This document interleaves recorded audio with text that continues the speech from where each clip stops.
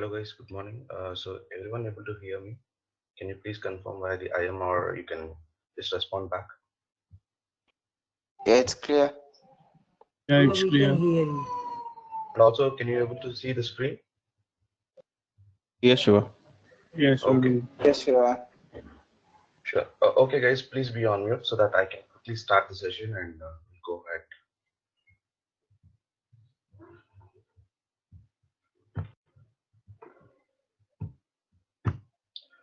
So, so let me introduce myself. So my name is Shivakumar.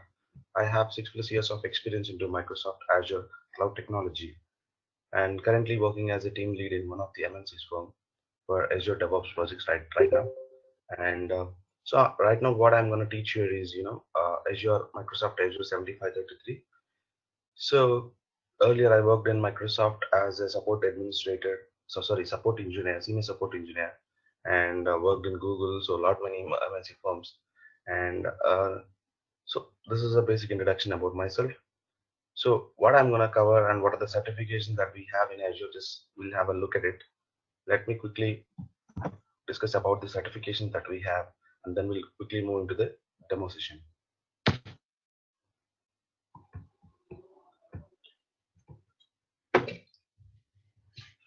Yesterday, I think we have already seen some certifications because it's due to some technical issues or something. So we haven't able to move forward and we haven't able to see in the demo session. So let me quickly show you something.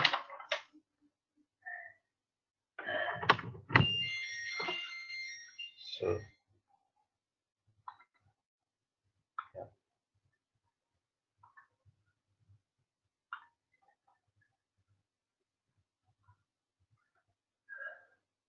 So first certification in Azure is, one second.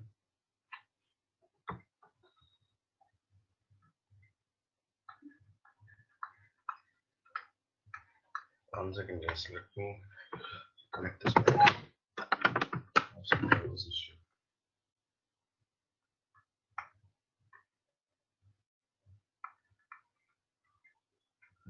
Give me a second. I'll be back because this device is a bit disgusting.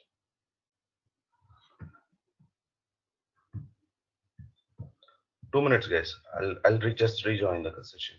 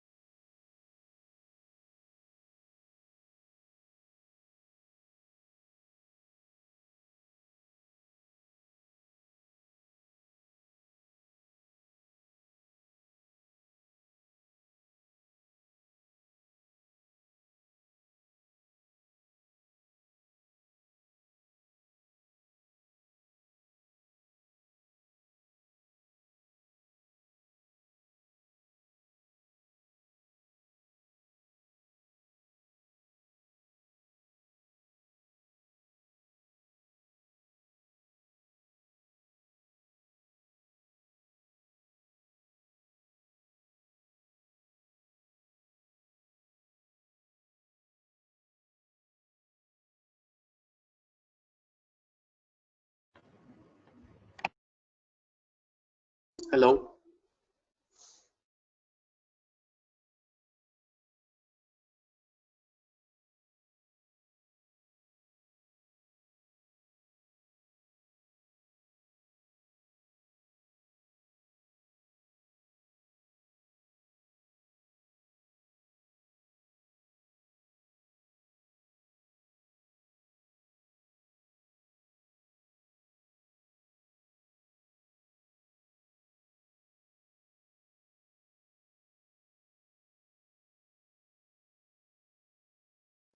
No.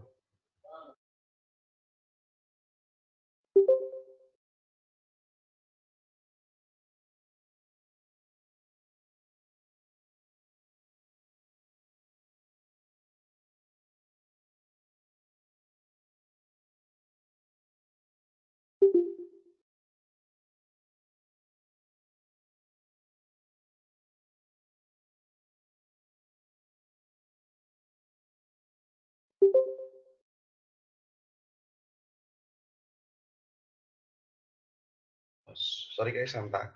Just let me, I think you're able to see my screen. So quickly start the part. I mean, what are the trainings what are the certifications that we have? I will see those quickly. So first certification that we have is 7532.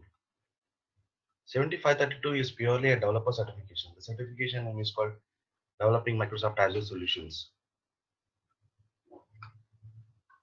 Microsoft Azure Solutions. So this certification is purely for the developers who are into the development background. Let's say if you know Java technology, let's say you have Python knowledge, so then purely you can take this certification. So once they do this certification, what they'll become. So let's say if if you do the certification, you know some .NET coding or something. Then if you know that if you just learn the certification, what you will achieve is like by using the Azure infrastructure, you can start writing the code and you can deploy your resources, deploy your applications into the Azure infrastructure. So this certification is purely for the developers, and so the cost of the certification is also 4,800 rupees, and there will be GST charges again. So this is purely for the developers, and 4,800 rupees plus 300 GST or something. I'm not sure. So it would be around 5,000 change. So this is purely for the developers. If you know any Java, .NET, Python, then only you are eligible to take. I mean, not only eligible, like you can even learn, but it takes a lot of time in order to learn the platform, right? So again, one more certification is 7533. 7533 is purely a administrator certification. Admin certification. Name of the certification is implementing Microsoft Azure solutions, which means if you learn the certification, so let's talk about the prerequisites. You don't require any prerequisites for this certification 7533 because you even administrators who are into the certification is purely for the admin background, like who are into system administrators, IT administrators, server admin, network admin, storage. So who are into the purely into the network background, they can go ahead and they can take the 7533 certification.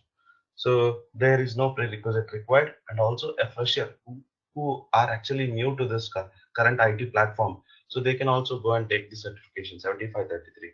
So how much time it takes to learn? It takes only 30 days. So what you're gonna learn here is you're gonna learn the deployments part. Let's say deployments in the sense, let's say you get a request in order to create some servers, that whatever the system administrator job or server admin job in real time. So similarly, they'll get a request like creating a server. They'll create the servers in on premises in their current office infrastructure. But in 7533, we are going to use Azure, Microsoft Azure cloud platform, and we are going to deploy those resources as per the request. We are going to deploy those in cloud platform. So, and also we'll also see how to troubleshoot those issues. Let's say if you get any some performance issues or connectivity issues to those resources, we are going to troubleshoot those and we are going to fix it on time. And then you should make sure that your production environment is up and online 24/7.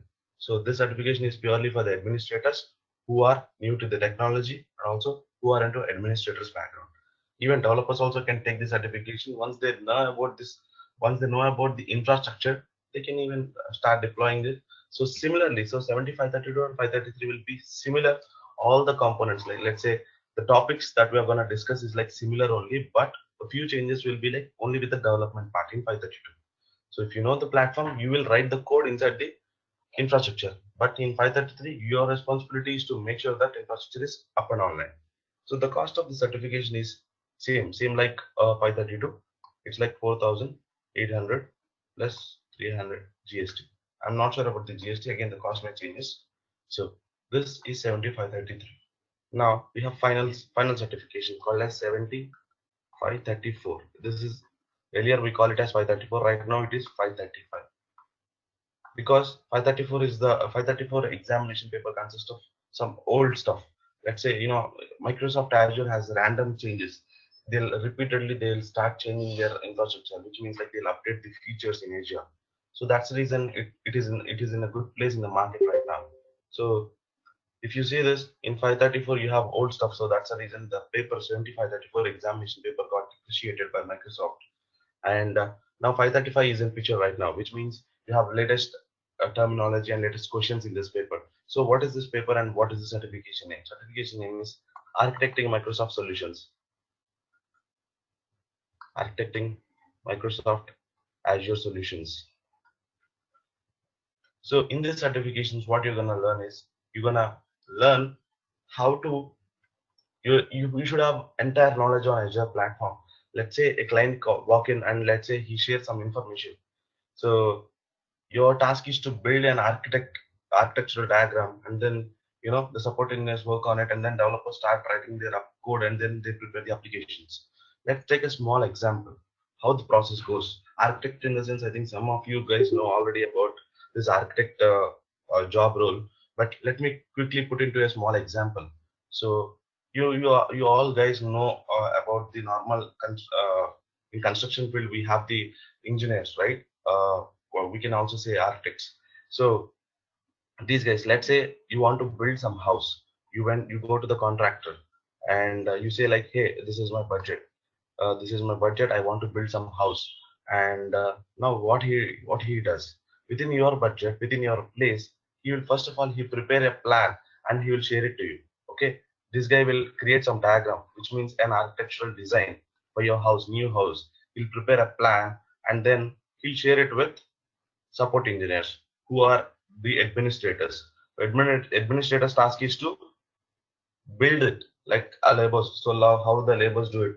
I mean, in fact, we are not the labels here in the cloud, but just an example. So your task is to these guys will prepare the infrastructure, which means let's say in this architectural diagram he says like for a single project he says like we need some 3 servers and 2 databases and application inside. So there are some resources he have added, and your task is to, as an administrator, you need to create those resources. You will get each and everything. Let's say if you are creating a server, you will get the name, in which region you want to create, you'll get the IP address, everything you'll get it. Okay, and also you'll get the approvals also for those in order to deploy it in Azure cloud.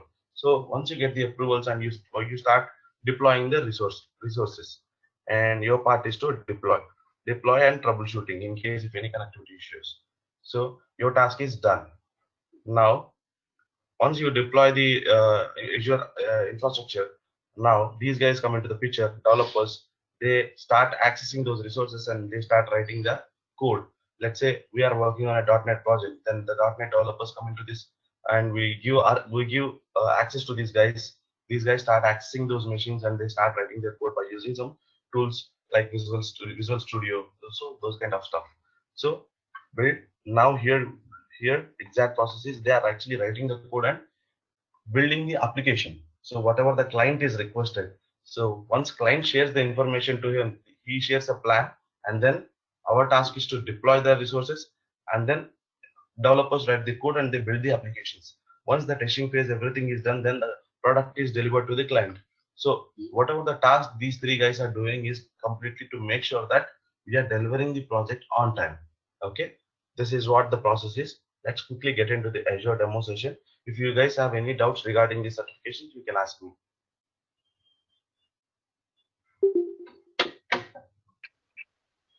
Hello, Yep. this is Saikon. Yep. Mainly clients are different type of clients are available, but hospital clients, which type of requirements there? I didn't get you. So okay. You're asking about the requirement. Okay, quickly cover that part. Okay. So requirement in the sense, let's say a client. Let's say you started a company. I think you can be on mute. I'll explain you. In case if you get any doubt, let me know. Okay. Okay, So okay. yeah. So let's say a client. You started a company. A customer came to you and he asked, okay, he want to develop some. He needs an Android application. As a startup company, you are having some startup company. Okay, what you will do? You put some three developers on that project, and you will tell your developers that hey, he's your client. Okay, he is having some requirement of Android application. He will explain. Client will come to your office and he will explain everything. So this is what the requirement is, and I need it as soon as possible by next month. Okay, then he will also share all the details like in which platform. Let's say you want to use a .NET or you want to use a Java. Because if client is not technical, then our developers will explain because this technology would be good for you. This will be good for you. So entire the requirement and the client discussion will be taken care by the business analyst. So these guys will take care of that part. And after the client has given the requirement, they will document everything, and then the document will be shared to the architects. So then architects will understand the requirement, and then they prepare the plan, architectural diagram for that project.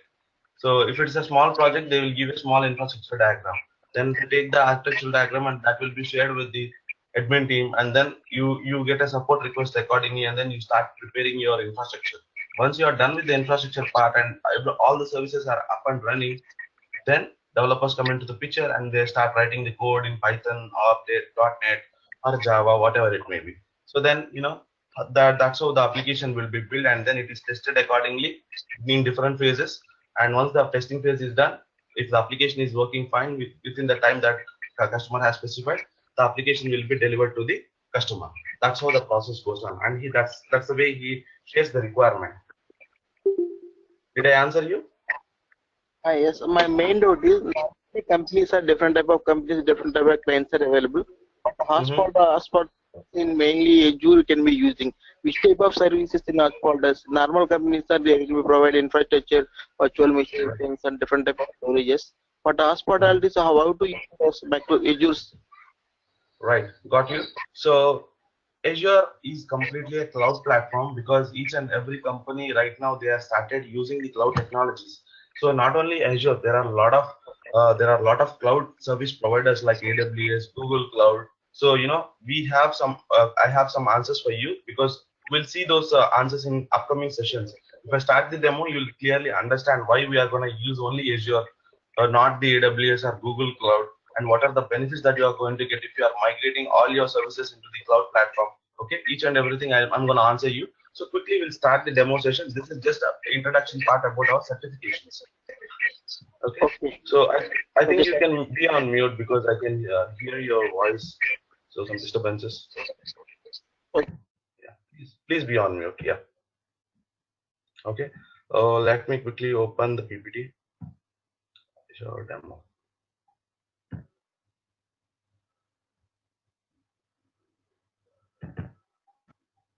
Shiva, Yep. I asked one question regarding that 775. Okay, and I think I didn't check. So, yep, 1 second.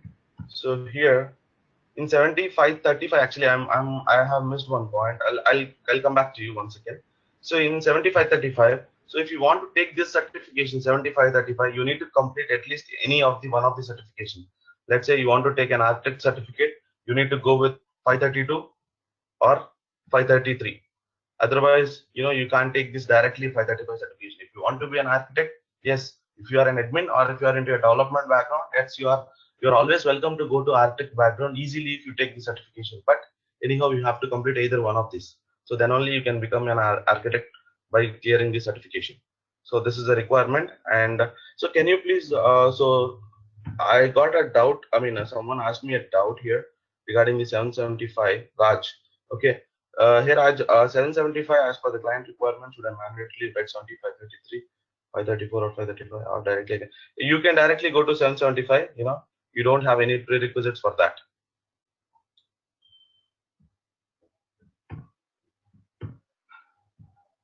But it's recommended to learn the platform first. So what I recommend you here is just learn the platform, and then only you can, then only it's easily you can easily crack the 775 certification. So better to take the admin part, or if you are interested in development, then you can go to the development part and then you can take the certifications. Not only don't take the certification, it's not even required for you. You can just learn the platform, and then it would be very easy for you in order to clear that. Okay, Okay. just it's So yeah. 534 and then move to 775. Yep, cool. Yeah. Thanks. And yeah, cool. So one more point here, guys. So what I'm gonna give you assurance is I'm gonna give you 100% assurance that if you once after the 30 days of our session, so our 7533, you guys gonna clear this 533 certification, and I'm gonna give you 100% guarantee. I'll help you in clearing and passing the 7533 certification, because I know few guys who has the examination center. So if you actually, what happens in examination centers is no other guys are allowed into the examination hall, because there will be security cameras monitoring you around you, and you need to book a slot, and then you need to go to your exam accordingly. So, but anyhow, I know I'll be there in that examination center in case if you have any doubts, or in case of any issues, I'll be there to help you. Let's say if you don't know a question, and I'll be there at any point of time. You can call me, and I'll be helping you. Don't worry about the securities and all security stuff. I'll just manage that part. Okay. So that's the reason I'm just giving you 100% pass guarantee for 7533. Definitely you can clear the certification after 30 days. So let's quickly get into the demo session.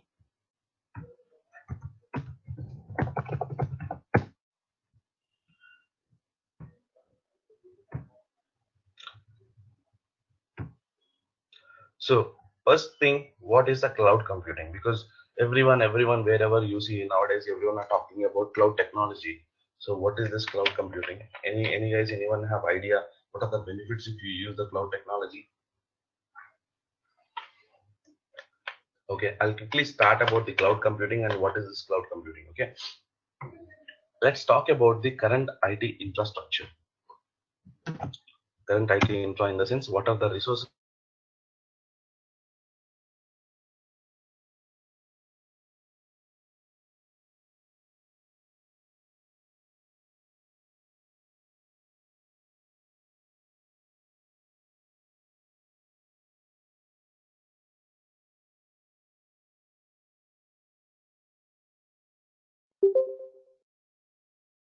happened?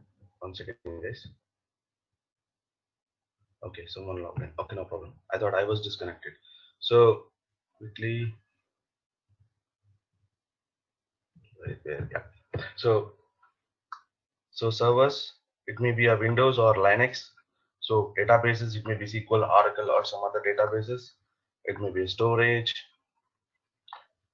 and fourth one, it may be a network. So a lot of things. So IT infrastructure consists of a lot of resources. So these are the common resources that we have in our current IT infrastructure. Don't think about the cloud. It's just a comparison between the cloud and on-premises, like a normal IT infra. So these are all the resources that are required. Okay, servers are used to store some data, like it may be a critical data, or it is used to store some applications or host your applications. And so databases is also like storing some storing some kind of secure data, in order to make sure that you are just protecting your data by using these kind of resources. Storage is also used to store obviously data, not only data, like a lot more things you can do with the storage. Network is used, so without network you can't able to access these resources. So there are a lot of stuff that you use in your real time.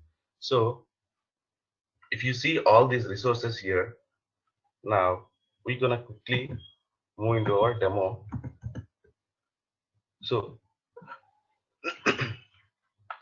in cloud computing, if you see the definition, cloud computing is the delivery of computing services like servers, storage, databases, networking software, analytics, and more over the internet connection. Just see this. So all these services, if you are providing over the internet connection, it is nothing but a cloud computing. Cloud computing. So let me explain you that definition once again. Delivering of all these compute resources like servers, storage, databases, networking components, software analytics, and more over the internet connection is nothing but a cloud computing. Let's say if you have an internet connection, you can access all these servers. No need to go to office, or you no need to no need to even let's say you should not be within a network, or you should not be restricted there. So if you have an internet connection, you can have access to all of these resources. So that's the reason whoever working in the cloud platform has a lot of work from home options. These are all the cloud. As this is the cloud platform, you can access them from anywhere, but you need to connect your office VPN connection, then only you'll be able to access your Azure subscriptions. So that's again another scenario. But the cloud computing is nothing but it's delivering of all these compute resources over the internet connection is called as a cloud computing. So whatever we see in the current IT infra, all these services are available in the cloud technology also. There are a lot of service providers. AWS is also offering the same. Azure is also offering the same. Google Cloud is also offering the same. But we'll see why we should only go with Azure. Currently, what is the difference? What are the differences, and what is the cost they're actually providing? We'll also see those points. So this is a basic introduction about cloud computing. So let's say cloud, I said like these all resources are accessible over the internet connection. Now you get a question of security. So there are some customers, they raise a question security. So because we have all our information, company project details, company informations, everything are stored on these IT infrastructure. So if I just put it in somewhere in the cloud, let's say Azure is not a partner, or he doesn't know you, right? You doesn't know Microsoft properly, and you are just migrating all your applications or all your servers into the cloud platform, which means like you are just giving all your information, or you are uploading all your information into Microsoft data center. So it's not secured way. So how can it get the security?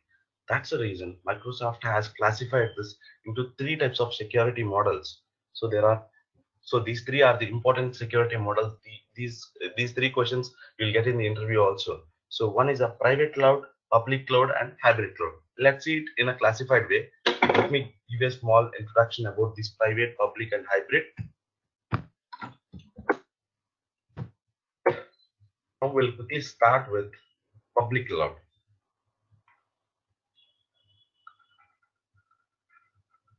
Public,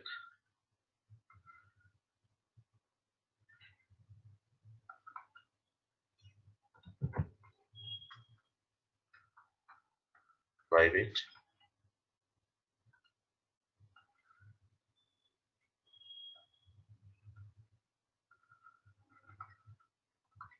hybrid. So public cloud. What is a public cloud? Public in the sense everyone. We are all the public, right? So let's say what are the services, servers, databases, storage, everything. You These are accessible over the internet connection. Let's say public in the sense everyone are there, not only you, not only me, everyone are there. Let's say there are also hackers in the current world. So these guys, they'll make some issues in the issues. So what are the issues they will do? So let's say if you let's take a quick example like Gmail. So Google Gmail, right? Everyone has the Google Gmail account. So let's talk about a Gmail. So how you gonna connect to that service or a web application? So you just type www.gmail.com, and you're gonna connect. So once you just search this page, once you search this DNS name, or you will have some IP address also for this, because we are familiar with this name, we are only using this DNS name.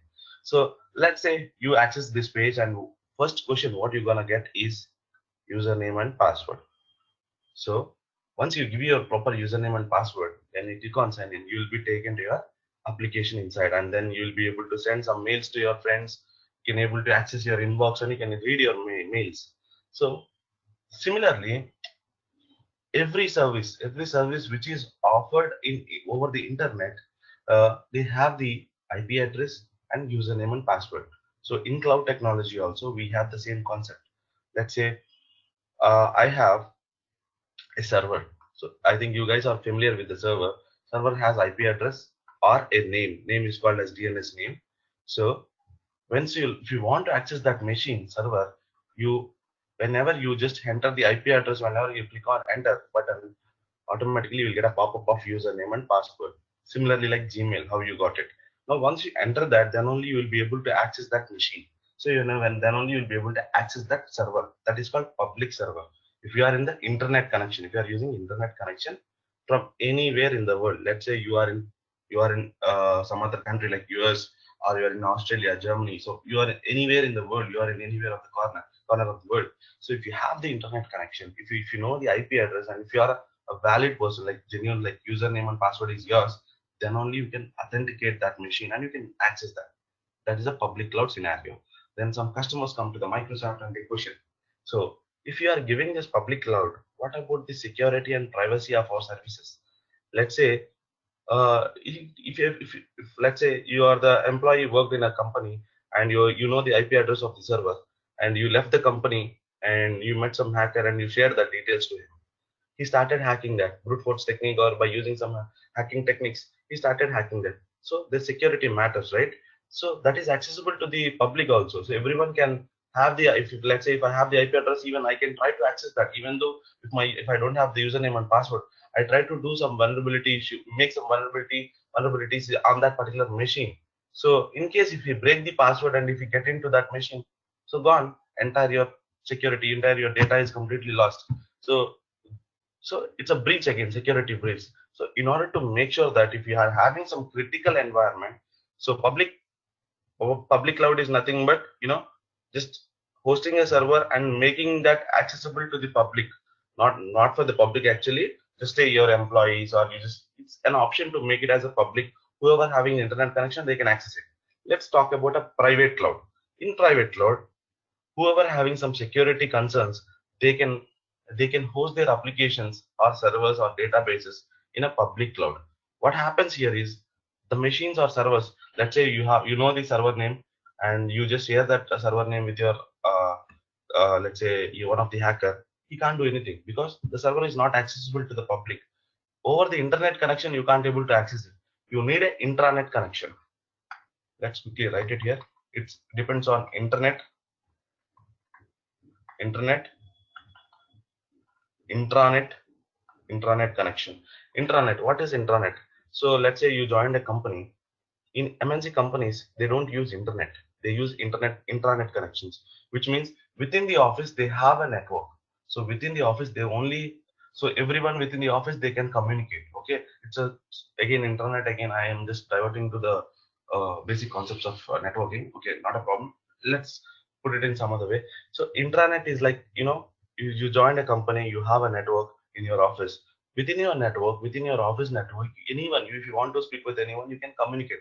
The machines within the network can able to access other machine, and they can communicate. But let's say if you want to access the same machine from the outside of the, let's say, so there are some applications like PF related, or not PF, so some pay slips related or something. So those applications, if you know the name of that application, that will be work in your office. But if you come out of the office, or if you search in the mobile phone, it doesn't work, because it's a kind of restriction. That application is only available in intranet, not in internet. So this is how they are actually making the security. And now final topic is hybrid cloud. In hybrid cloud, so what is a hybrid cloud? It's a combination of both public and private cloud. So in some scenarios, if you want to use both private and public cloud, because no one, let's say a customer, he came to the Microsoft and he says like, hey, I only use a public cloud right now, so but I have some security concerns, so I want to use the private also. For those customers, right now we have hybrid cloud, public and private. These are the three important security models. You can use both private and public in hybrid cloud. Right now all the cloud platforms are hybrid cloud only, because you can use both features in your if let's say if it is Azure environment, you can use that features, public or private cloud in your scenario.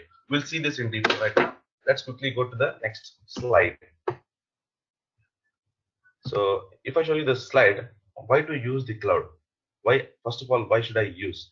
And what are these three options? Speed, scale, economic. And let's quickly see that topic.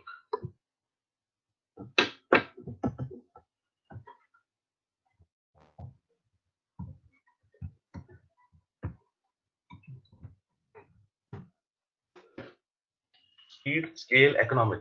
So first question, why should I use the cloud platform? So the question and the best example for this is, you started a company, a small startup company, and a client came to your company. Client has shared some requirement. He wants some Python application or a .NET application. Okay, let's take some iOS application. Okay, iOS application, and he shares some information. He shares the requirement with you, and then you started working on that. And for that application, in order to develop that, you need 3 developers. So 3 developers need some 3 dev machines in order to work. So dev servers. Let's say we have a server and each 3 servers, right? So these 3 servers having some configuration of 4 GB RAM and 2 GHz processor. So this is the server configuration that you are using. Let's say the recently a fourth person joined your company. Now he's also developer. Let's say you want to prepare the infrastructure for him again. So in order to prepare a server, in order to create a prepare server and in order to give access, there are a lot of approvals required, because a server is not a single identical machine. It has a lot of resources involved in it. Let's say a server consists of storage, because in order to store your data, a server consists of networking components. A server consists of OS in the sense it may be Windows or Linux. So storage, SAN, NAS, there are different types of storages available right now. Again, one more thing is storage, networking, operating system, and application. Let's say developers, they need some applications like Visual Studio. So by using these kind of applications, they start writing their code and they develop the applications, right? iOS application, if they want to write some code for the iOS application, they need a platform to write. So nowadays we are using Visual Studio and so such kind of applications. So for that, again, you need to buy the license. So license here, in order to prepare the storage part, storage admin, you need to use a storage admin. And in order for the network admin comes into the picture. And for operating system, server admins. So if it is a Windows admin, if it is a Linux administrators, and if it is an application support engineers, app support engineers. So for a single server, if you are deploying it in your real time, in on-premises, in your office, so these people need to come into the picture, and if they start working on one by one section, then only your server is deployed. A single person can't sit and create a server for you within fraction of seconds. It's not possible in the real world. Let's say we have some virtualization platform right now in the market like VMware or something. So it's easy to create, but there are certain circumstances here. So you can even create a virtual machine in 5 minutes or 10 minutes. It's not a big deal, but because technology is improved right now in on-premises, in current platform, in virtualization platform, but you need these administrators. Without network administrator, let's say you need an IP address for this, and you need a DNS name, because network admin should be coming to the picture, and he need to prepare that IP addresses, DNS names, and then once he give access to that, then only you can add those IP address to that machine. And server administrators, without the server administrator, your server won't be up.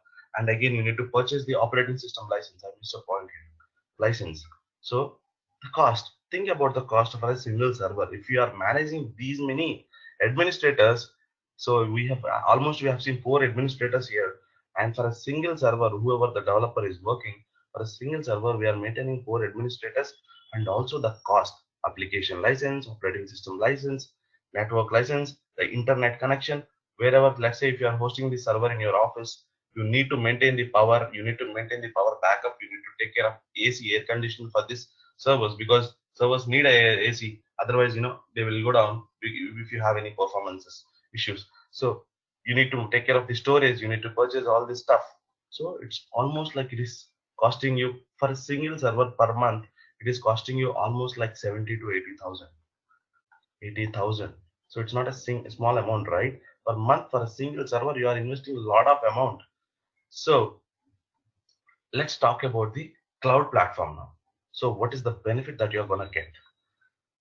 So first option, so in Azure, if you take the Azure server, let's say a new employee, a new person joined your company, you want to develop a server, if you want to deploy a server within less than 5 minutes, you can create a server. Okay, so do we require a storage admin, network admin, server admin? No. A cloud technician, a cloud support engineer can deploy all these services at a time in cloud platform less than 5 minutes. Once you get the approval, you can deploy it in less than 5 minutes, and then you can give access to the developer. So developer can start work on that and he can prepare his application.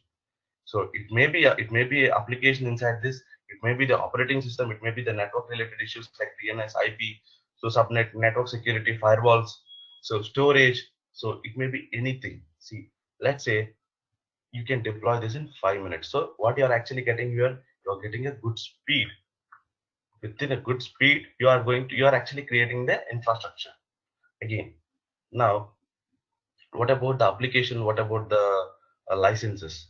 So second option is, you know uh, Azure supports a lot of platforms. Earlier in 2010, when initially launched in 2010 February 1st, so you have only a compatibility of using .NET, because Microsoft is always a .NET based products.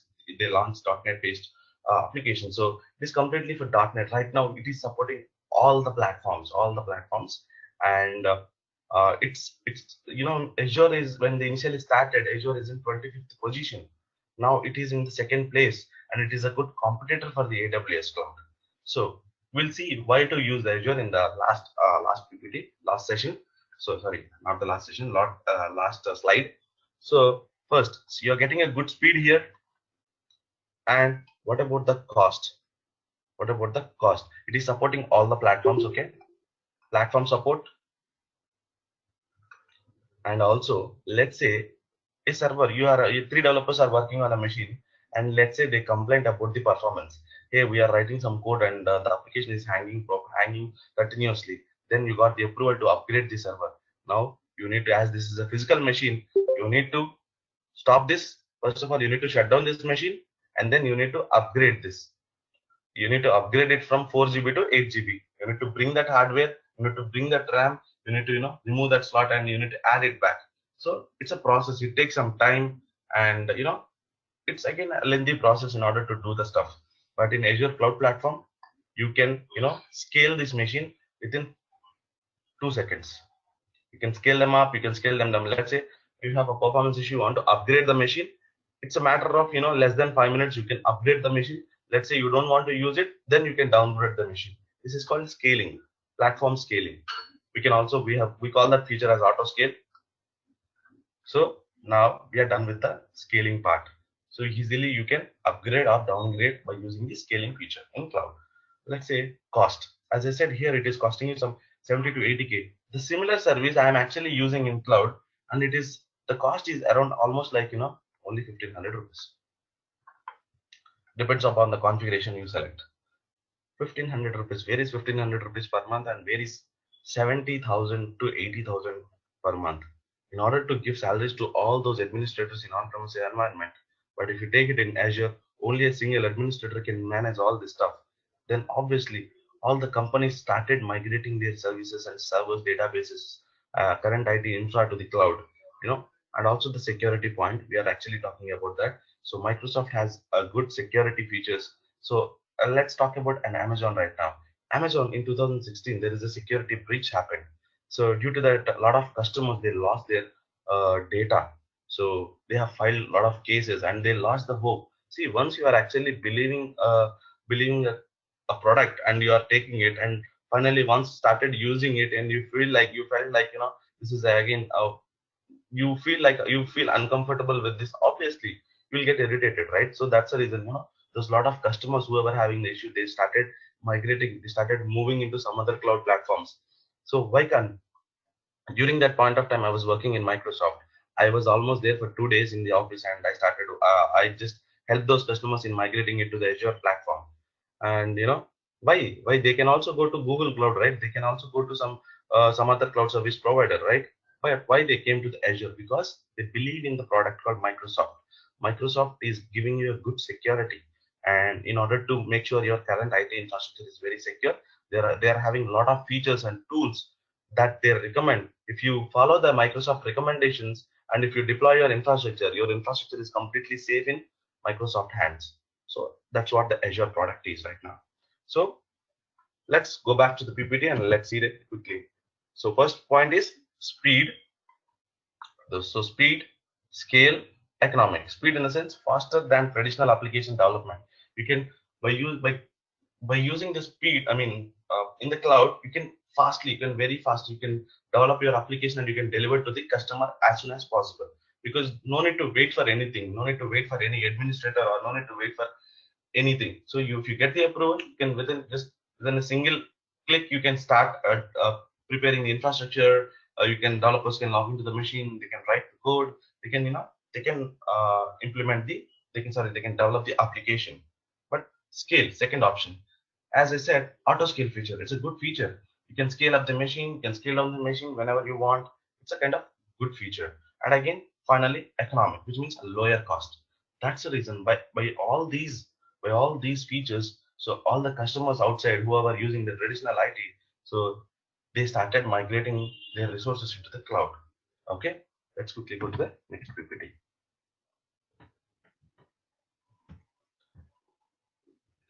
So these are all the cloud service providers in the market right now. So you see that NetSuite, Amazon, Amazon AWS, Salesforce, Google Cloud, Cisco, IBM Bluemix, Microsoft Azure. So these are all there are a lot many again, but a few I have just mentioned in this PPT. So these are all the cloud service providers, similarly like Microsoft Azure. They also provide the same services like what Microsoft is offering you right now. And let's go to the next. Yeah, someone is talking. Yeah, Any this doubt is regarding this? yeah, I actually pinged you. The thing is like, what will be the basic difference between this cloud and virtualization technology? So we were able to scale up, scale down, high availability, the DRS, or we were able to do in VMware ESX platform, and even GenApps have this apps hosting, resource availability, everything. So what would be the primary advantage or the difference that we face in using this Azure cloud platform? So, you are actually hosting, let's say, in virtualization, I think you don't have an option to, host it in different locations. If you are talking about a cloud, so let's say you are using some Gmail application, you don't know where the server is and where it is hosted. But whenever you just type Google gmail.com, it is just within a fraction of a second, you are able to access the page if you are having a good internet connection. So similarly, in Azure also, Microsoft has a lot of data centers. Actually, my upcoming slides are about that only. So Microsoft has a lot of data centers in all over the globally, which means like all over the world. Let's say you have in India, if you take, we have a data center in South India, which is in Chennai, and we have in Mumbai region. So we have two data centers in India, and similarly, like each and every country, we have a Microsoft data centers. So what happened here is, let's say you have a customer, he needs an application, your customer is in US region, and if you, let's say if you deploy your resource, if you create an application in South India, and a customer from US is trying to connect your application, it takes a lot of time, right? It takes a lot of time in order to access, or he may get some throttlings, or he may get some performance issues on that in order to access that. It's a long way from US to India, it's a long way distance, right? So by using this Microsoft Azure Data Centers Cloud technology, you can host your application in the US region, in the US Microsoft US data center, not only US. Okay, anywhere in the world. You can, let's say, if your server, one server is in US region, which is nearer to your customer, and another server you can create it in, you can create another server or database in some other region. Okay, so that's how you can put your applications anywhere in the world, and you can access them at any point of time by using the public, private, or hybrid kind of facility. So that's a major difference between these virtualization platforms and the cloud technology. Did I answer your Yes. question? Yeah, I got it. But my only concern is like earlier we used Zenapps, right, for this application hosting, and still we were able to do it. So contradicting like in what way like Azure or I'm not talking about Microsoft or AWS. Like in what way like IaaS or PaaS, like in what way they are advantages over this. Earlier Zenapps or this VM ESX server. ESX server, like we can host the server anywhere, and using Right. Zenapp can host the application anywhere and make it high available. So in what way it would be the primary? Sure. I will answer the question because we are having the cloud models here. In upcoming sessions, we are going to discuss these cloud models, whatever you told, IaaS, PaaS, and SaaS. So upcoming sessions, I'm going to answer your questions. Okay, just Yes. be on mute. Sure. If in case if I haven't answered your questions, you can stop and ask me. Okay, after the end Sure. of the session. Okay. Yeah, Yeah. sure, Shiva. Thank Good. you. Okay. Welcome. So as I said, we have a lot of cloud technology, cloud platforms like cloud service providers like Amazon. A lot of competitors are there for the Microsoft Azure right now. So let's talk about Azure right now, specifically only about Azure.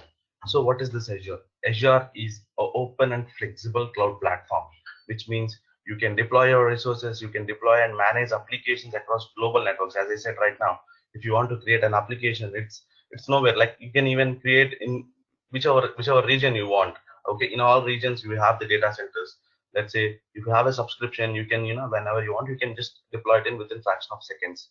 And right now Microsoft is supporting all kinds of language tools and frameworks. Let's say as I said earlier, you only have the support of .NET, but right now it's supporting all kind of platforms: Python, .NET, uh, Java, AngularJS, everything it is supporting right now. And also you have a wonderful option called public cloud to on-premises integration, which means, you can integrate the cloud with your current IT infrastructure. Let's say it's a kind of sync feature. I think everyone have the Google Photos app in your phone. What it does, let's say if you have taken a phone or photo or selfie, so it, after some time, whenever you're connected to the internet, automatically it starts syncing that particular file with your cloud application. So similarly, you can actually integrate the cloud with your current IT infrastructure. By integrating your cloud with your current IT, you can sync your data between the cloud and your on-premises infrastructure. With this, you're actually making your data backups. Let's say if you want to take a backup or something, and it's easy to, just enable the sync feature, and then you can take the backup of those resources. So not only files, you can take huge amount of data. And the service also, it's easy to sync between your on-premises, and it's easy to communicate between them. So you have this wonderful feature.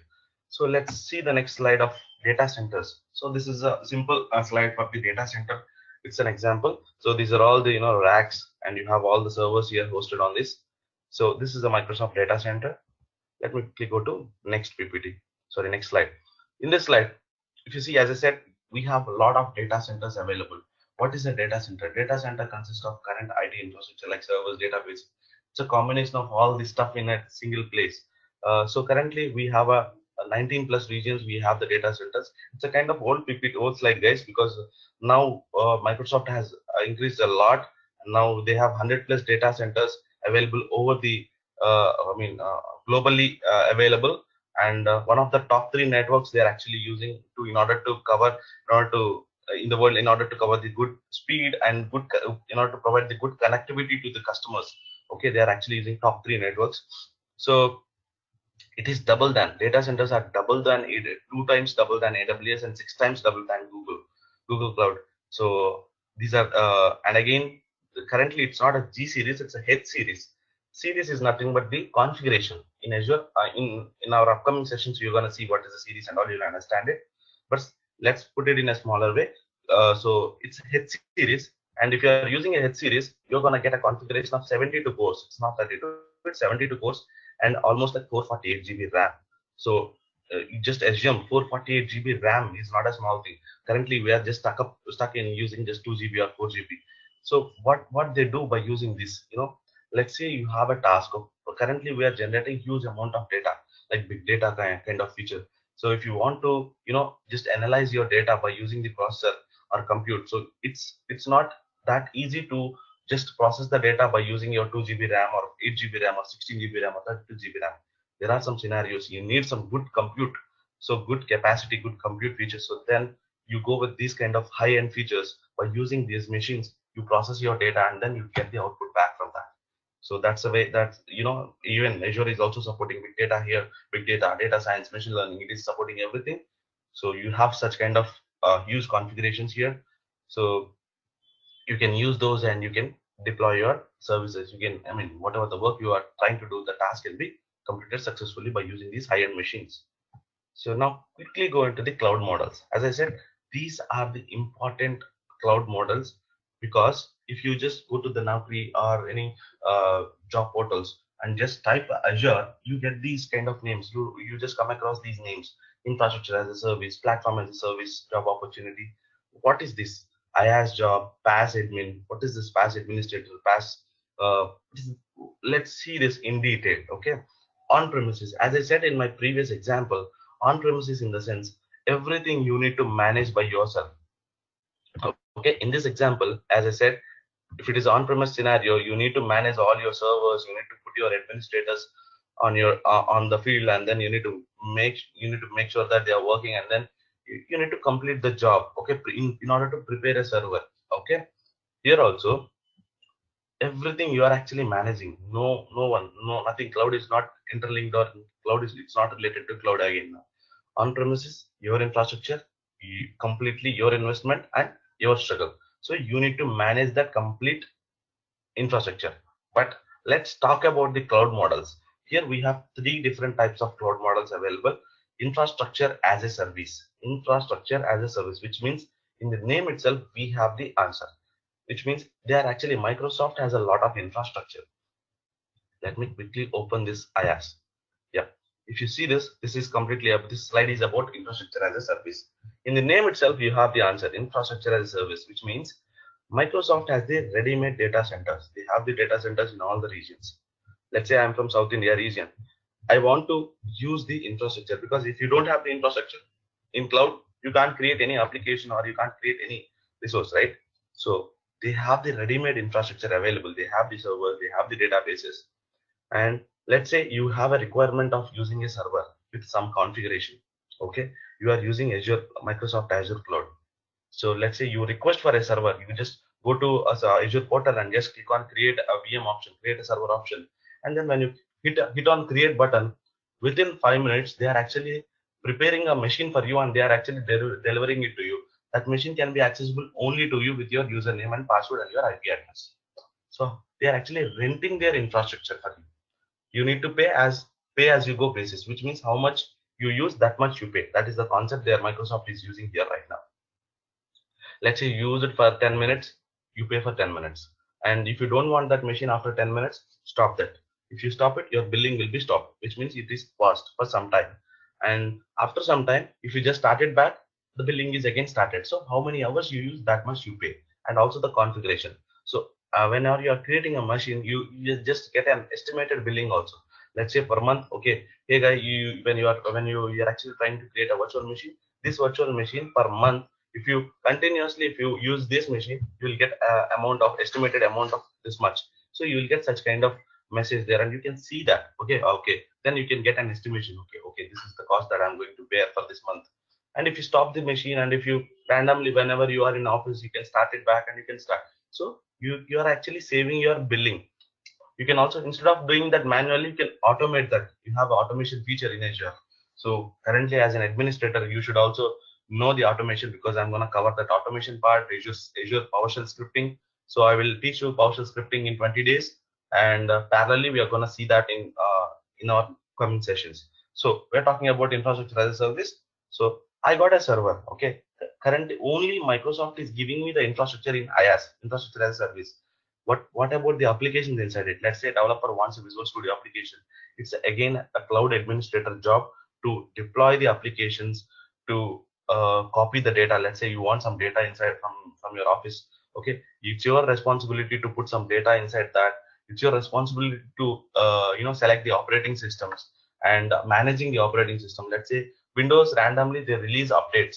I think everyone are familiar with the Windows updates, right? Like Windows patching, we call them as. So if you need to install these Windows updates on these machines, so you need to take care of it, as because Microsoft is only giving you the virtualization, server, storage, networking. That's it. It's your responsibility. You need to manage all this stuff: application, data, runtime, middleware, and operating systems inside that. So infrastructure as a service only offers you the infrastructure, the applications that you use inside it, the data that you put inside, everything you need to manage. Let's say Windows patching, Linux server patching. Why do we install the patches? Because in order to make sure that your server is secure, because they will fix the bugs and they will release the new updates. It's your responsibility to update it, and if suddenly something goes wrong and if it is crashed, then the Microsoft is not responsible. Your support engineer who is working as a cloud support, cloud admin, that is his responsibility to make sure that server is back online. And I'm going to teach you all the troubleshooting stuff. Okay, and let's quickly move into PaaS, platform as a service. If you see here, whatever the customer managing options are decreased right now. So if you see in the upcoming session in the IaaS, you have almost like five options you are managing, which is admin is managing or customer is managing. But if you see here, now those few options are being managed by Microsoft. Okay, not the customer. Why? Application and data. This is a platform as a service. It's a hotcake in the market right now, because platform as a service, Microsoft will give you the services. Let's say the best example for the platform as a service in Azure is apps, Azure apps. It may be a mobile app, desktop app, or what do you say, web applications. It may be any code, .NET, Java, Python, or anything. So in these sections, if you want to use apps or if you want to use the databases, so this platform as a service is the best service that Microsoft is offering. So they are actually taking care of everything. Let's talk about a small difference between an IaaS and PaaS with a small example. Let me open the print. So IaaS.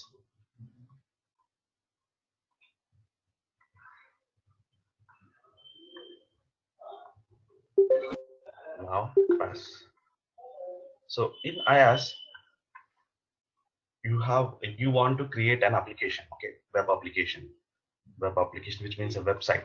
So you in traditional way, what you do in real time, so you use the server, right? You use the server. Let's take a Windows server, because everyone are familiar with the Windows operating system, so we'll take Windows server.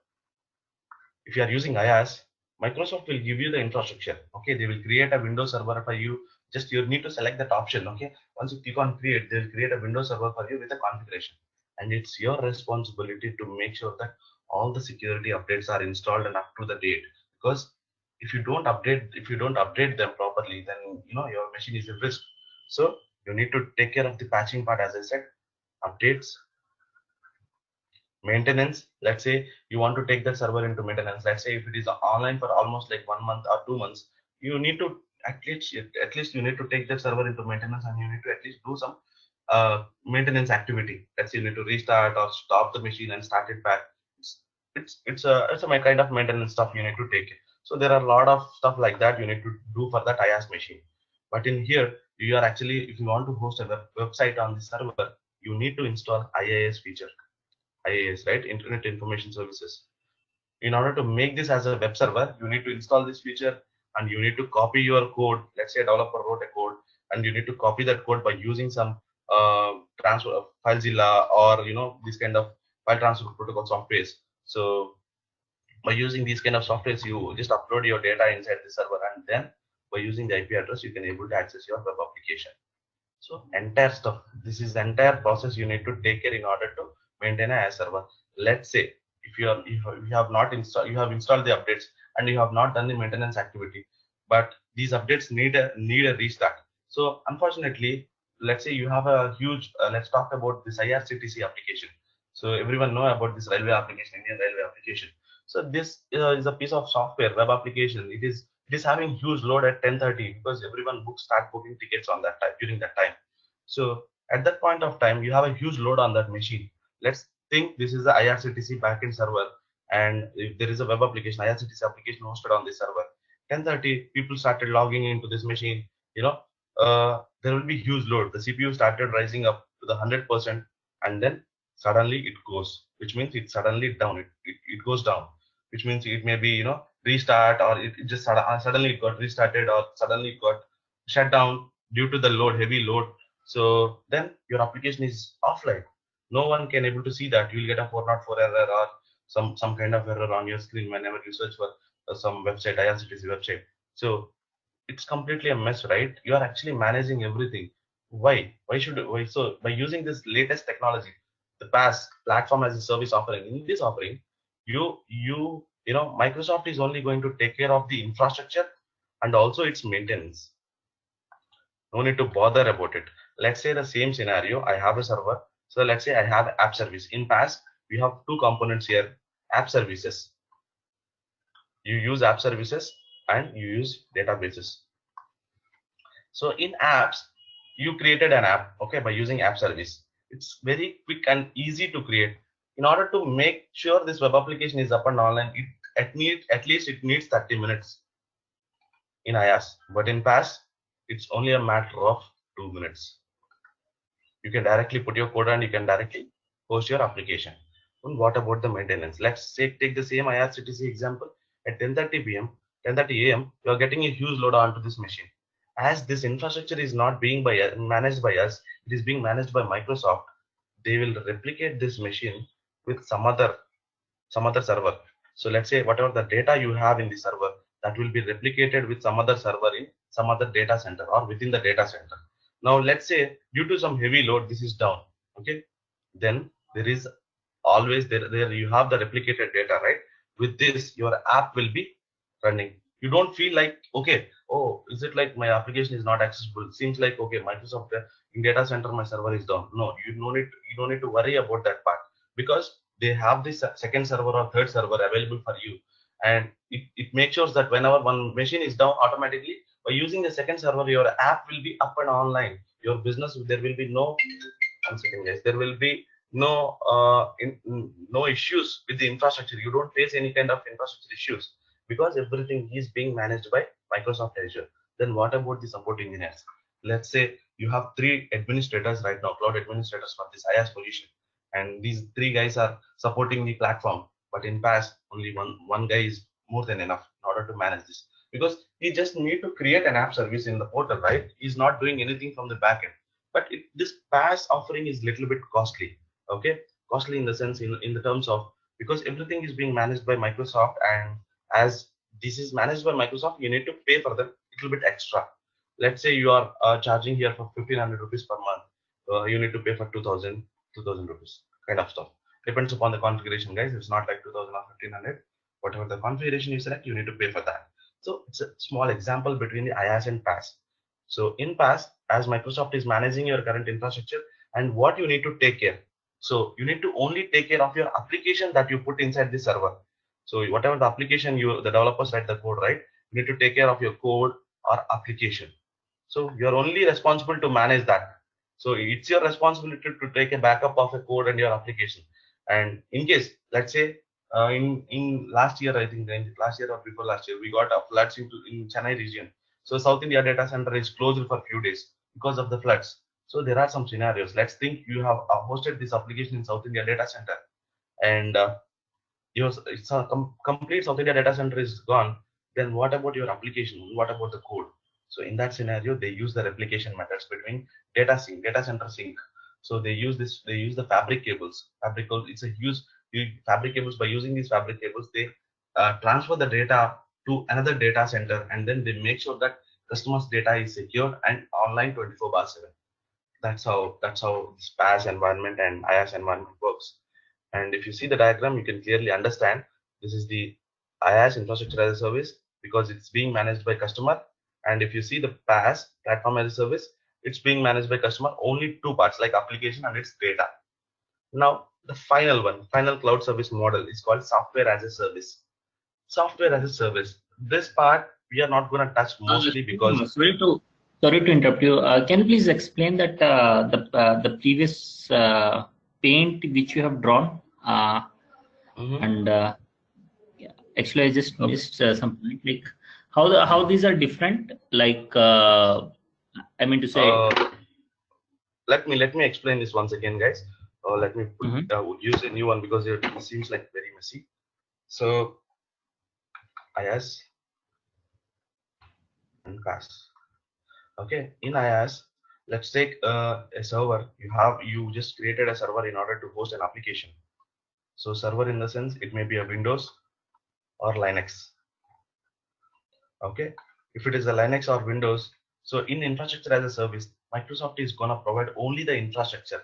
Just they will give you a server, a blank server, empty server, with the configurations that you select. Let's say you selected a storage of some 500 GB and some networking features within this range. So they'll just give you the infrastructure in order to work on that. Now it's your responsibility. So let's say you want to host some web application on this. You need to enable IIS feature. So in order to make this server web server, you need to enable this Internet Information Services feature. Then only the service will become a web server. And you can put your application, you can copy the application inside this, and then you can host your application. Let's say we have taken an example of IRCTC. IRCTC is a piece of software, piece of application where we can book some railway tickets, Indian railway tickets. So by let's say we are hosting this application on this server, and due to some at 10:30 we have a huge load on this machine. Sometimes if something goes wrong, okay, this server will go down because it's being managed by you, and it's your responsibility to work on that machine, and you need to bring that machine back online. So it's your responsibility. Okay, you need to bring that back. So I ask, you are actually managing the just Microsoft is only giving the infrastructure. You are actually managing everything. Windows, you need to take care of the updates, and you need to take down that machine to the maintenance mode for after a few days, and then you need to install that IaaS feature. You need to make sure that the server became a web server, and then you need to cross check the load on this. So there are a lot of stuff that you need to take care on this IaaS part.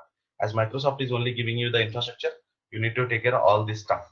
So in order to prepare this machine for as a web server, and in order to host our application on this, it at least it takes you some 20 to 25 minutes or 30 minutes at least to bring your application up and online.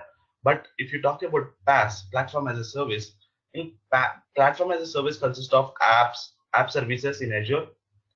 You can in my upcoming sessions you can see this, what is app service and what it does. Okay, databases, these services comes under PaaS, platform as a service. Let's say the same example, same IRCTC example. So you no need to, let's say you want to create IRCTC application and you want to make it available to the public, and let's say you don't need to manage any infrastructure here. Microsoft is gonna take care of your infrastructure. Infra in the sense, your task is to just create an app service, and then you can put your code inside that just by using some FileZilla or a WinSCP kind of tools. Just upload the code and your application will be online. No need, because backend will be for this app service also, backend will be a server. It will ask you whenever you are creating an app service, it will ask you whether you want to go with a Windows server or a Linux server. Okay, you will select the just operating system name. Let's say I want to go with Windows. A Windows server will be deployed within 2 to 3 minutes. Within 2 minutes, your PaaS resource app service app is up and online. Complete a package of server along with IaaS web server, and the configurations that you select, machine will be up and online within 2 minutes. You can host directly. Just copy paste your code into this app service, and then your app will be online to each and everyone. So backend, what about, let's say you got a huge load and backend is not being managed by you.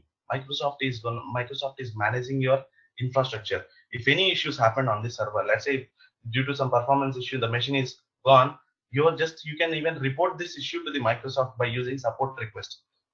Then Microsoft is going to look at that machine, and then they will make sure that your services are up and online by as this is being managed by Microsoft, and you are paying for them, because PaaS is really costly because Microsoft managing that infrastructure, and here IaaS is little bit cheap because you are managing the infrastructure here. So that's a quite difference between IaaS and PaaS. So any doubts regarding this? Okay, thanks, Shiva. Shiva, my doubt was like we are just hosting the web server, and in PaaS, what about the backend server like database server? Will that also be managed by Microsoft in PaaS? Database, yes, you have the access to the database. You can create n number of databases, but the backend you no need to support like database patching or whatever the stuff you do in real time, right? That you are not going to take care of that. That everything is being managed by Microsoft only here. If it is IaaS scenario, you have the option of creating a database and apps similarly, but you have to take care of that database. You have to put some SQL administrators or Oracle administrators, and they need to take some maintenance window, and then they need to work on that in IaaS. So PaaS database is being managed by Microsoft only. Okay. Okay. Okay. Thanks. Good. Okay, guys. Next, the last one, but not the least. Let me go to the PPT. So software as a service. Software as a service is nothing but this part. A best example for this software as a service is Office 365. I think everyone heard about this Office 365. So in this Office 365, like we are using MS Office right now because Microsoft is offering as a software as a SaaS offering. So Office 365 is purely a SaaS offering. Let me explain you a quick example. We will go with a quick example. Why Office 365 as a SaaS offering and why they are using MS Office in MS Office 2016 is purely a software as a service. Because let's go back to our old times. So like let's say like 5 to 4 years back, we are using some MS Office 2007, right? So this application, let's say you don't have this application on your machine. You request your friend, you give your pen drive to him, he just copy that application. Along with that application, he will also copy the license for you. License, you are actually getting a license in a text file or doc file. So what you will do, you'll install that piece of software and you'll just use that license, which means you're pirating that application. It's again a violation, software violation policy against the violation policy. So now if you are actually doing this, Microsoft, what about the investment? Let's say in order to prepare a software, they are actually using a lot of developers. They are paying a lot of developers in order to prepare this product. And once they launch this product, and if you are not purchasing a license from Microsoft, and if you are pirating that application with your friend license, automatically there is a loss, business loss, revenue loss, right? So in order to overcome this scenario, overcome this situation, now softwares are being managed by SaaS platform. What happens here is, now let's say you have the server. Let's say developers developed this 2016 MS Office 2016 application. Then what they will do, this is a server, guys. In this server you have that application right now. The product is ready to launch. What they will do is they will host this in cloud platform. They'll put the code in the SaaS. Software as a service is nothing but a cloud platform offering. Now they will host the code in the cloud environment. In cloud, they'll put it. Now as the end user, we are the users. So let's say I am the user. Let's say you are having one of your friend machine, and he purchased the license.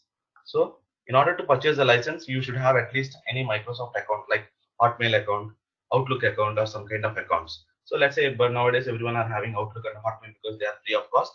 So let's say you have an account. So he logged into that and he purchased that because he would like to purchase that, and he purchased it. Then after that, he got the setup file downloaded into his machine, and he can install that. And no license, nothing. License is not being managed by, it's not, you are not getting any license file along with the setup, just only a setup file you are getting. You are installing that. So once installation process is done, he can able to access that application. Let's say you have not purchased that application. You got a copy of that. You got the setup file copy in a pen drive to your machine. You just try to install that. So when you are trying to install that piece of software in your machine, it will give a pop-up. It will connect to the cloud server and it will ask you to log in with your Microsoft account. Either it may be a Hotmail account or it may be a Outlook account. Once you enter your username and password. Let's say if you have used your friend's password, then obviously you can able to download that because he is having their license. Let's say you don't have the permissions, and if you want to use it, then obviously it says, hey, you don't have a proper license, please purchase the license. And it's authenticating you here, authenticating it with your IP address. It's just storing the IP address, it's just securing its application. In cloud platform, you are actually, in order to use an application, you should be a valid, genuine user. Then only it will allow you to download that file and it will allow you to use that service. So software as a service is a kind of, in this place, you can make sure your application is up and online 24/7, and you can secure your licenses, and you can avoid the pirating stuff. Like, let's say if you are trying to pirate, then it will not allow you to do that, because you need to authenticate first, then only you are eligible to use that service and the product. So that's how they have restricted, and they are hosting it in SaaS. But right now in Azure, we are not going to see, in our 7533, we are not going to cover this software as a service. It's not a part of our course. We are only concentrating on IaaS and PaaS, as these are as anyhow, SaaS is also Microsoft offering. Completely, administration for SaaS is completely different right now, but we are going to cover IaaS and PaaS for 7533. Okay. So I think I'm done with the PPT. If you see this same PPT, this is the example that I've explained. So currently in this server, software consists of 2016 application that I have hosted in the cloud. And then everyone, by using the internet connection, they can connect to this, but they should have a proper license in order to access that application. This is the kind of software as a service. In IaaS and PaaS, you are getting the infrastructure, but here you are actually hosting your application on the cloud. So for this, again, you have a different software as a service portal, Azure portal, in order to host your application, in order to manage. You have a SaaS administrators, different SaaS administrators. But here in IaaS and PaaS in 7533, we are gonna concentrate on this, and we are gonna see the troubleshooting part, how to manage. The benefit that you're gonna get if you take my course, my 7533 course, is, as I said, I worked in Microsoft earlier. So I worked in a global support team where, let's say, a service, let's say IaaS virtual machine is down, and as a support engineer, you started troubleshooting that issue, and you don't know what's the issue, and you can't able to connect to that machine. In earlier, like VMware and these kind of platforms has the console option. Let's say if your machine is down, you can go to the console and you can check it, what happened in the back, and what's the status of virtual machine. In Azure, you don't have that facility. You need to raise a support request. For that, again, you need to pay. There are different types of support plans. You need to pay for that plan monthly basis. Like, it's like 6,000. There are a lot of support plans available in market right now. If you just pay that, then Microsoft support engineer, let's say, depends upon the priority. So let's say you are using, we have support basic, standard, enterprise. There are kind of support plans, but each and every support plan doesn't support priority one. The premium support plan only has a priority one support request eligibility, which means, let's say you got some issue, a virtual machine is down, it's your production virtual machine. That's a P1 scenario, priority one. You have to take that as a priority one, and you have to fix that issue. But in fact, you have only a standard support plan. You don't have an option to raise it. Sorry, if it is a basic support plan, you don't have an option to raise a priority one support request. So what you need to do, you need to upgrade your support plan. You are actually investing a lot of money, and then you are wasting your time. Anyhow, you are actually losing your business because the server is down. So what I'm gonna cover in this session is, in our sessions is, I'm gonna cover that backend troubleshooting part also, as I have worked in that platform there.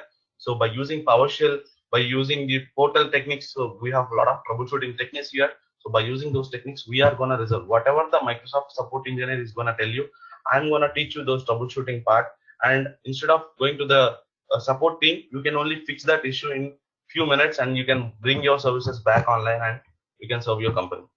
That's what I'm gonna cover in our troubleshooting. I think if you don't get the course content, just check with the Visual Path team. Just go to the course, just see. And also the important topic is migrations. So in my sessions, I'm gonna cover the migrations also, because nowadays each and every companies in the market, they are actually migrating from on-premises to the cloud because of the cost and the good features that are available in the cloud. So I'm gonna cover server migrations like Windows and Linux. It may be Windows or Linux, and I'm gonna cover data migrations.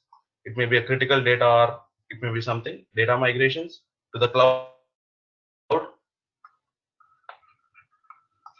So next, databases migration, and I'm gonna show you Active Directory. Sorry, application migration. It may be a database oriented application, or it may be a normal web application or any mobile applications. I'm going to show you that how to migrate these kind of applications, and I'm going to show you Active Directory sync. Active Directory also we're gonna discuss about basic Active Directory and what is that functionality of the Active Directory, and after that we'll see what is the difference between on-premises Active Directory and Azure Active Directory. So, and then I will also show you how to migrate the current Active Directory to Azure and how to sync that with cloud. So I'm gonna show you that Active Directory sync. Active Directory. So these are all the migration stuff we are gonna cover. This is in addition in our sessions. I have worked in support a team as a migration engineer also for almost like 1.5 years. I've worked in migrations part. So definitely I'm gonna help you, and I'm gonna help you migration failure issues. So we are gonna do it automatically. We are gonna do it manually. So anyhow, I'm gonna teach you the automation stuff also by using automation. Whatever the support engineers they are doing it manually, I can help you in doing that automatically. Okay, by using Azure PowerShell script. But don't worry, guys. I will also teach you parallelly. Let's say we are creating a server in Azure portal today, and I'll teach you same day. I will teach you how to create the same server by using PowerShell also. I'll teach you the commands, and do remember there is nothing to write from the scratch in the PowerShell because I have all the scripts available. I will share it with you and make sure that you are not sharing with some other one. Okay. So that's all about the session, and that's all about the demo part. And these are the important points that I would like to cover. So if you have any doubts, you can ask me, guys. Hi, Shiva, this is Somesh here. I just want to ask before starting the Azure course, so what are the prerequisites language we need, like any database or any scripting language, Python or anything? If you are you talking about the administration part? Azure administration, yes. or okay. Yes. Then if you are looking for the Azure administration part, no prerequisites are required. Let's say you don't need to have any knowledge on scripting or any language tools, because I'm gonna teach you from the scratch.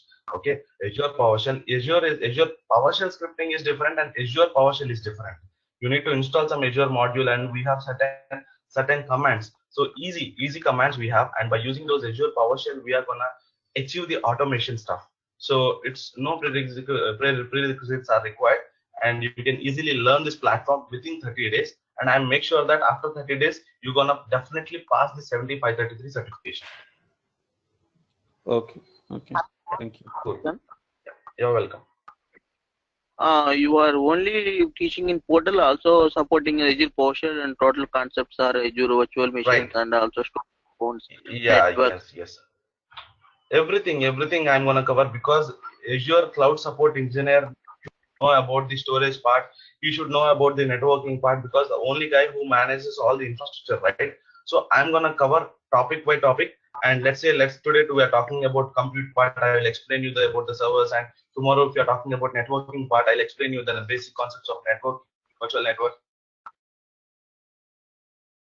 them by using Azure portal, and how to create them by using PowerShell. Sorry, someone is asking something. Sorry, Shiva, like I thought you. Okay, so my voice is audible, right? Yes. Yeah. Okay, so that's what I'm going to tell you is, see, I'm going to explain you topic by topic, and clearly I'll explain you in detailed concepts, and I'm going to explain you same time I'm going to explain you the PowerShell also, how to create the same resource and same networking components using PowerShell. So because if let's say if your portal, if sometimes there are some scenarios in order to automate the infrastructure. Let's say your company gave some task to you. Let's say they have some few servers, and after Friday they are not going to use those machines, and Saturday Sunday it's useless to run those machines, because you will generate some waste billing. So in order to avoid that excess billing, okay, you write some script, okay, automation script, and if you schedule that job, what happens here is every Friday evening automatically those machines will be shut down, and Monday morning again those machines will come up online when you come to the office by 9 o'clock. So these kind of tasks that you can do it by using the Azure automation. I'll make sure, guys, you completely learn this PowerShell automation and also the platform, okay, Azure platform, and I make sure that you clear the 7533 after 30 days of my course. You are also especially about the ARM templates also. ARM templates, yes, we are gonna talk about ARM templates. We are gonna see how to deploy those ARM templates, because a few of the guys are new to the cloud platform. So I haven't used that ARM option because they make it confused in the first day demo itself. So if you see my course content, I have mentioned that also ARM templates deployment. Yes, we are gonna see that. Okay, thank you. Shiva, just curious, like, how will you will we be seeing topics on Azure with in a DevOps perspective? Like, how will we integrate with DevOps? So Azure administration and Azure DevOps is completely different right now. So DevOps, you have a lot of concepts in that: continuous integration, continuous delivery. You need to use the tool called Visual Studio Team Services. Currently, I'm into the DevOps background only, but I'm an architect. I'm a senior architect in one of the MNC's firm, and I'm working as a team lead for that company. And don't worry, guys. But after this, Azure. Almost like I'm preparing the content for the Azure DevOps. Currently, if you see in the market, you don't have the Azure DevOps available in the market. So I am actually preparing the content for that. Within 2 more weeks, I'm gonna start Azure DevOps course also. So if anyone interested after this Azure, you can take that Azure DevOps and you can start learning. Sorry, Azure DevOps also. Let me take some water. Oh, okay. But we need to do that as a separate course only, right? Sorry, your voice. I was asking, like, should we? I can hear you. Oh, okay. I was asking, like, it will be dealt in a separate session only. Yeah, it's completely DevOps is completely a different platform again. We are gonna see it in a different training again. DevOps is completely a different training. Now, Azure Administration 7533. This complete session is all about 7533 Azure Administration. Just you learn about the platform, how to deploy the resources, how to troubleshoot the resources, how to troubleshoot the deployments. But DevOps is next level. Like after you learn the platform, then you implement continuous integration and continuous delivery in order to deliver the project very fast.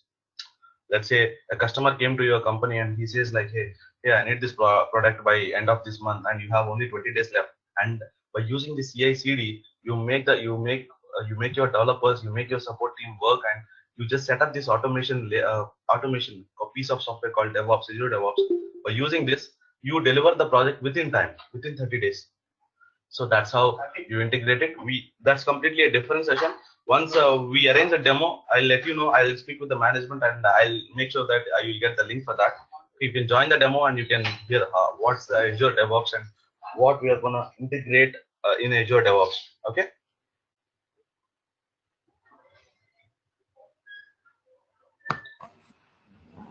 And Shiva. Yep. And at the end of the session, will you share any recording? Because sometimes I have to go office in the morning sessions. Okay. So yes. If it is an online session, every day recording, you will get it from the Visual Path Management.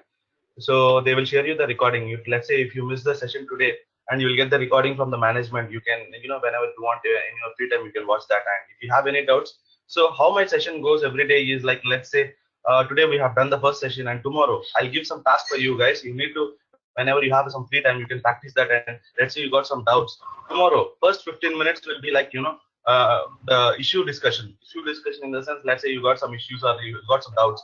We are going to discuss that in the first 15 minutes of the session, and after that we are going to cover the next topics. So that's how my sessions will be there. So every day you will be getting a recording session, maybe from Google Drive, or I'm not sure how they are going to send you. Maybe you will get it from the mail only. They'll send you a daily class to your email, so you can access that and you can download that video and you can. Okay, because we are working in 24/7, so definitely okay, cool, at least for 5-6 sessions. So that's it. Okay, right. Yeah, cool.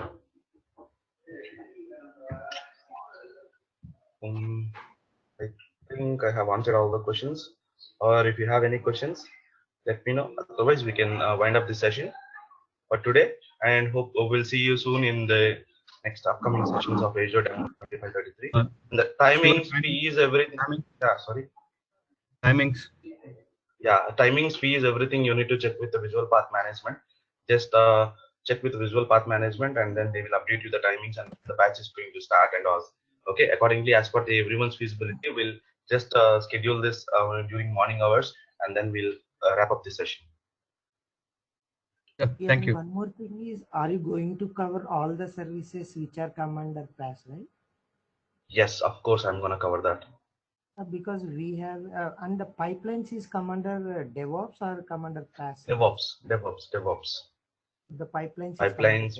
You're talking about Visual Studio pipelines, right? CI/CD ADF pipelines. pipeline. Yeah, ADF. Okay, got you. DevOps. It comes under DevOps. Okay. Hi Shiva, I just pinged you a few questions. Oh, sorry, I think I was missed.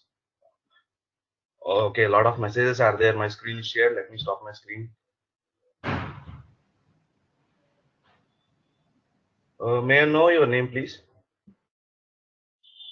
Because a lot of guys pinged in the chat, so I may not be aware of your name. So, may I know your name, please? Yes. Hello? Sorry? Nikhilesh. English. Okay. Okay, I could see your messages. Okay, you're working in DB Oracle currently. And, okay, so it's okay. See, Niklesh, I can see that you are working in some Oracle background, and if you would like to switch to Azure, and let's say Azure is also supporting Oracle. So let's say you are the Oracle DB admin, and you want to switch it to Azure, and let's learn about the platform, how this Azure platform works. And there are a lot of let's say Azure is also supporting Oracle databases, and you once you know the platform, how to deploy all these databases in cloud environment, and then you can provide the support for that. So it's easy. Don't worry about the platform perspective. It's really easy. You can take the course, and you can know once you are done with the course, you can start implementing, or you can start preparing your DB Oracle DBs in Azure, and you can do some automation stuff for that. So okay. So Kumar Kalangi has pinged me that prerequisites for Azure development part. So prerequisites in the sense there is no prerequisites. Actually, you need to be perfect in any of the language, like a developing language like Java or .NET or Python. Let's say you choose Python. Python is right now hot kicking. If you want to go with Python, you should know about the Python module, and you should completely aware of Python development. And once you are ready with that, if you take 7532, it's a developer certification. If you have taken that, you can know how to use that Python in Azure, and how to develop the code or write the code, and in order to prepare your applications. So that's how it works. And any questions in the chat? Okay, Siddharth, okay, I have seen your message. And the agenda and the complete course, the content, everything you can get it from the management, because I have already shared, and I'm handling a couple of batches from long time. So you can just check with the management. I have the course content, and I have shared the latest updated course content with automation. So please check with them, and you'll get the updates accordingly. And the timings, fees, everything you can check with the management. Okay, thanks, Shiva. Yep, welcome. So, okay, guys, I think I have answered all the questions. So thanks for your time for joining today. Soon we'll see in the Azure 7533 classes. Thanks, guys. If you have any questions or something, just check with the management, so that if any technical concerns or something, you can every time you can speak with me. They will schedule a meeting with me, so that we can have a call, and we can discuss on this. Okay. Yeah. Thank you, Shiva. Thanks so much. Thanks for joining today. Thank you. Happy weekend. Bye bye. Thank you.